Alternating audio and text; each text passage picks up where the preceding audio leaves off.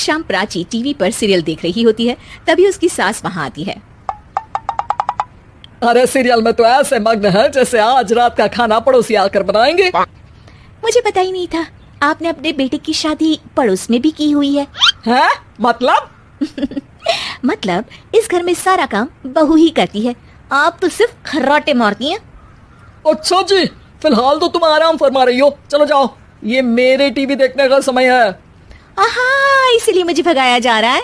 Sorry, अब तो बिल्कुल नहीं जाऊंगी। प्राची की इस बात पर दोनों सास बहू के बीच टीवी रिमोट के पीछे बच्चों जैसी छीना झपटी शुरू हो जाती है, जिसके बीच श्लोक भी काम से घर वापस आ जाता है। हाँ, आज मेरी चूहे बिल्ली की जोड़ी किस बात पर झगड़ रही है? अरे तेरे बीवी मुझे टीवी ही नहीं देखने दे रही। अरे तुम्हारी मम्मी मुझे खाना बनाने के लिए फोर्स कर रही है। अरे वाह, ऐसे बेतुके रीजन पर तो बच्चे भी झगड़ा नहीं करते। अरे मुझे कुछ मत बोल, सब इसने ही शुरू किया है। हाँ हाँ, जैसे आप तो बहुत दूध की धूली है ना। अरे बस दोनों चुप। प्राची जाओ, खाने की तैयारी करो। और माँ तुम छोड़ो, तुम्हें क्या बोलूं, शांति से अपना सीरियल देखो, मुझे दोबारा लड़ने की आवाज सुनाई नहीं देनी चाहिए। ऐसा बोलकर श्लोक वहां से चला जाता है, जिसके पीछे पीछे प्राची भी कुछ न कुछ बड़बड़ाते हुए रसोई में चली जाती है। हाँ हाँ, सासू जी को तो कुछ बोलेंगे ही नहीं, बस मुझ पर ही हुक्म चलता है, खाना बनाओ, जैसे मैं इनके घर में खाना बनाने के लिए आई हूँ। इसी तरह शाम बीतती है और रात को श्लोक और प्राची की सास खाना खाकर सोने चले जाते हैं, लेकिन प्राची गुस्से में कुछ खाए बिना काम में ही लगी रहती है। इस घर में किसी को घंटा फिक्र नहीं पड़ता, मैं खाऊं या भूखी रहूं। प्राची कुछ देर के लिए रसोई से बाहर जाती है और जैसे ही वापस आती है तो वहां दूध का भरा ग्लास देखकर हैरान रह जाती है।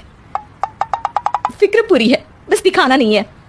प्राची दूध पीकर सोने चली जाती है और अगली सुबह एक बार फिर सास बहू का कार्टून नेटवर्क स्टार्ट हो जाता है। ये तुमने ही किया है। अरे अजीब जबरदस्ती है, मैं बोल रही हूँ मैंने कुछ नहीं किया। दोनों ने मिलकर पूरे घर को पागल खाना बनाया हुआ है।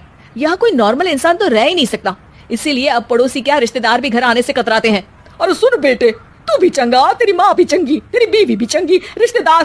हाँ जी, आपको नहीं पता क्या, गंगाधर ही शक्तिमान है, रिश्तेदार ही। हाँ हाँ, बस समझ गया।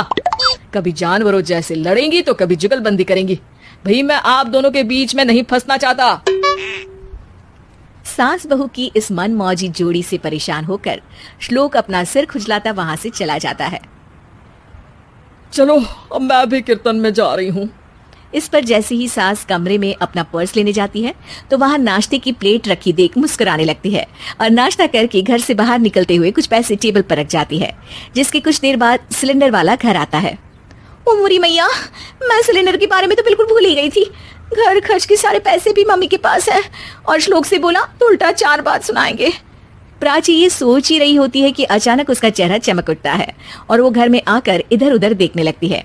तभी उसकी नजर टेबल पर रखे पैसों पर पड़ती है, जिन्हें वो सिलेंडर वाले को दे देती है। ये सब श्लोक देख लेता है। अच्छा बेटे, इतना बड़ा घोटाला, सबके सामने मैं तेरी दुश्मन और पीठ पीछे तेरी मेरी यारी। इस पर श्लोक एक प्लान बनाता है और शाम को सब एक साथ बैठे होने पर बोलने लगता है। माँ, तुम दोनों की बहुत लड़ाई होती है, इसलिए मैं सोच रहा हूँ कि प्राची को उसके घर छोड़ाऊं, इससे वो भी खुश रहेगी और तुम भी। अचानक श्लोक की ये बात सुनकर सास बहू शौक से उसकी तरफ देखती है। अरे ऐसे कैसे घर छोड़ाओगे, मुझे कहीं नहीं जाना। अरे तुमने बोला नहीं पर मैंने सुन लिया, तुम्हें मम्मी के साथ रहना अच्छा नहीं लगता, मुझे पता है। अरे वाह, अरे जब बहू खुद कुछ काम बोले तो वो तुझे सुनता नहीं, और अब जो इसने बोला ही नहीं वो तू समझ गया। जब उसे नहीं जाना तो फिर जबरदस्ती क्यों कर रहा है? अच्छा, फिर आपको मौसी के घर छोड़ाता हूँ। बस अब आप दोनों एक घर में एक छत के नीचे नहीं रह सकती। मैं इस टॉम एंड जेरी की जोड़ी को और नहीं झेल सकता। है? ऐसे कैसे नहीं रह सकते? तुम्हें इतनी दिक्कत है तो तुम्हारा बोरिया बिस्तर पैक कर देती हूँ, लेकिन मम्मी जी कहीं नहीं जाएंगी।